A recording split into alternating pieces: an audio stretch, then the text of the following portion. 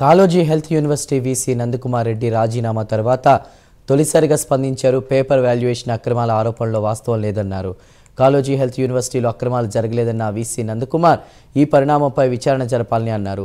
యూనివర్సిటీలో అక్రమాలు జరిగాయని వచ్చిన ఆరోపణలపై ఎలాంటి విచారణకైనా సిద్ధమంటున్న వీసీ నందకుమార్ రెడ్డితో మా correspondent Tirupati face to face. జరుగుతున్నటువంటి పరిణామాలపై సీఎం రేవంత్ ఆరా తీశారు. సో వీసీ నందకుమార్ రెడ్డి ఎందుకు రాజీనామా చేశారు, ఎటువంటి పరిస్థితులు ఉన్నాయో, అసలు కాళోజీ హెల్త్ యూనివర్సిటీలో ఏం జరుగుతుందో తెలిసిన ప్రయత్నం చేశారు. ఎందుకు మీరు రాజీనామా చేశారు, ప్రధాన కారణం అంటే ఏం చెప్తారు?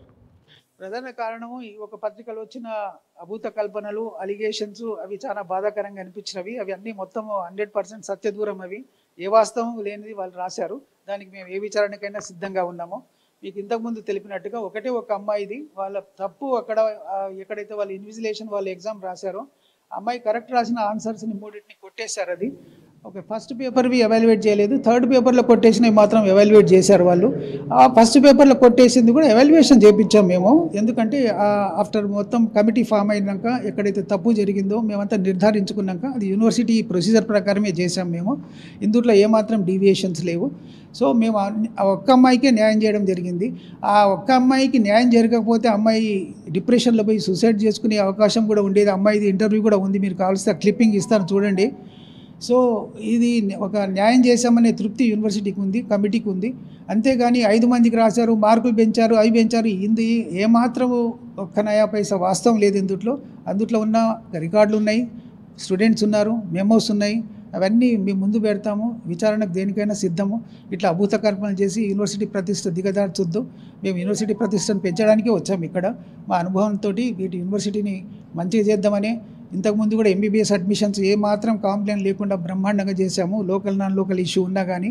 తర్వాత ఇప్పుడు పీజీవి కూడా మేము బ్రహ్మాండంగా చేస్తాము. తర్వాత ఈ మొన్న పీజీ ఎగ్జామ్స్ కూడా విదిన్ ఏ వీక్లో రిజల్ట్స్ ఇచ్చాము. ఎక్కడ ఏం లేదు, అందరూ అప్రిషియేషన్ చేస్తున్నారు.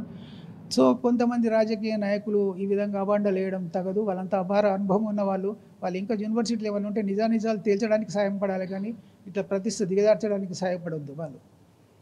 ఈ జరుగుతున్న పరిణామాలపై సీఎం స్పందించినట్టు తెలిసింది. ఉన్నతాధికారులు మీతో మాట్లాడారని విచారణ జరుగుతుంటే ఏం చెప్తారు? అవును, ఇప్పుడు యూజువల్గా ఇట్లాంటి వార్తలు వస్తే సీఎం కానీ గవర్నమెంట్ కానీ ఇబ్బంది పడుతుంది. వాళ్ళు విచారణ జరపాలి. వాళ్ళు విచారణ జరపకుండా యాక్షన్ తీసుకోవడం మంచిది కాదు. వాళ్ళు తేట తెల్లం విచారణ. ఇప్పుడు విజిలెన్స్ ఏదో అన్నారు, నాకైతే ఎవరు అడగలేదు. నన్ను ఇంతవరకు ఎవరు ఎట్లాంటి ప్రశ్నలు అడగలేదు. ఈ విజిలెన్స్ కమిటీలు ఎవరున్నారో తెలియదు, నన్ను ఇంతవరకు ఏం అడగలేదు. కాకపోతే మన చీఫ్ సెక్రటరీ గారి దగ్గర ఉన్న వాస్తవాలు నేను చెప్పడం జరిగింది. సో ఈ ప్రభుత్వం ఇబ్బంది పడకూడదని నేను రాజీనామా ఇచ్చాను. ఇది కాళోజీ హెల్త్ యూనివర్సిటీకి సంబంధించిన వీసీ అభిప్రాయం. అయితే ప్రభుత్వం ఇబ్బంది పడని ఉద్దేశం కొద్దీ రాజీనామా ఇచ్చాను. కాళోజీ హెల్త్ యూనివర్సిటీలో ఎటువంటి అక్రమాలు కావచ్చు, తప్పిదాలు జరగట్లేదు, తప్పకుండా ప్రభుత్వం విచారణ చేస్తే నేను విచారణ ఎదుర్కొంటానంటూ కూడా Kaloji health university VC Nandakumar చెప్పినటువంటి పరిస్థితులు కనబడతా ఉన్నాయి.